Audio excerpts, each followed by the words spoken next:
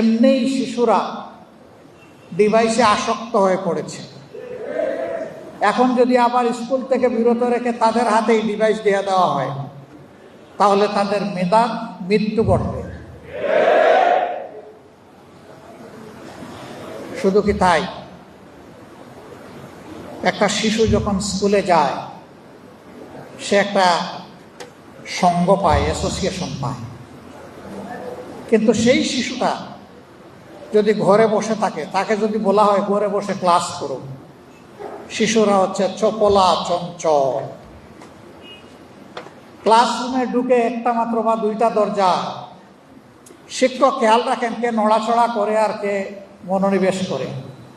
কিন্তু সে যখন স্বাধীন থাকবে তারে দেখবে কে?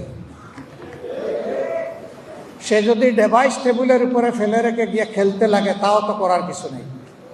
ঘুমাইয়া পড়ে, তাও করার কিছু নেই। যদি তারা খুনসুটি খেলে ভাই বোনেরা, তাও করার কিছু নেই। এইভাবে মেধার অপমৃত্যু ঘটবে। অথচ আশ্চর্য, আমরা যখন সংসদে জিজ্ঞাসা করছি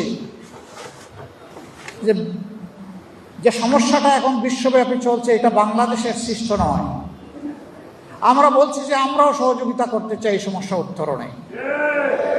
সরকার বলে কোনো সমস্যাই নেই। এমনভাবে বিবৃতি দেওয়া হয় সংসদের ভিতরে, মনে হয় যেন সমস্যা তো নাই, বরঞ্চ উদ্বৃত্ত তেলের উপর ভাসছে বাংলাদেশ। লজ্জা।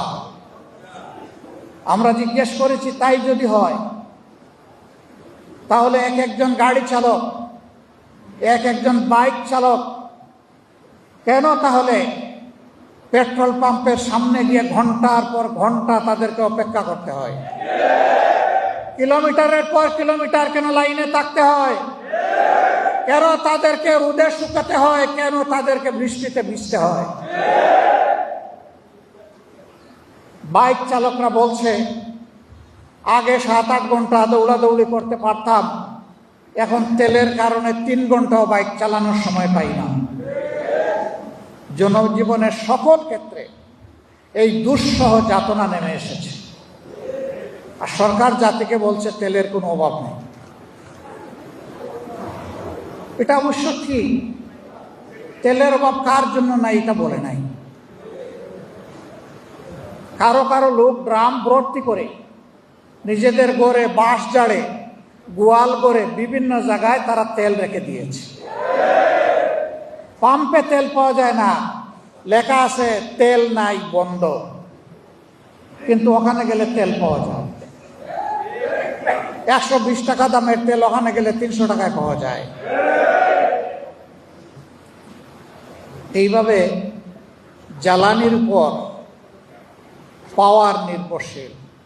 শুধু গাড়ির চাকা চলে না, শুধু ফ্যান ঘুরে না, শুধু বাতি জ্বলে না, এই জ্বালানিতে সমাজের চাকা চলে, মিল ফ্যাক্টরি ইন্ডাস্ট্রির চাকা চলে, পাবলিক ট্রান্সপোর্ট চলে। এটা লজ্জার ব্যাপার। সরকার কেন সবাইকে নিয়ে কুলামনে বসছে না? বাস্তব অবস্থা কেন তুলে ধরছে না? আমরা সবাই এই সংকট নিরসনের অংশীদার হতে চাই।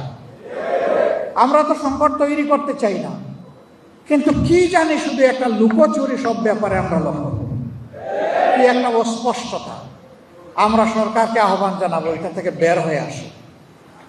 আপনারাই বলছেন সবাই মিলে বাংলাদেশ, সবার আগে বাংলাদেশ, মিলে জিলে বাংলাদেশ। তো কোথায় সবাই মিলে?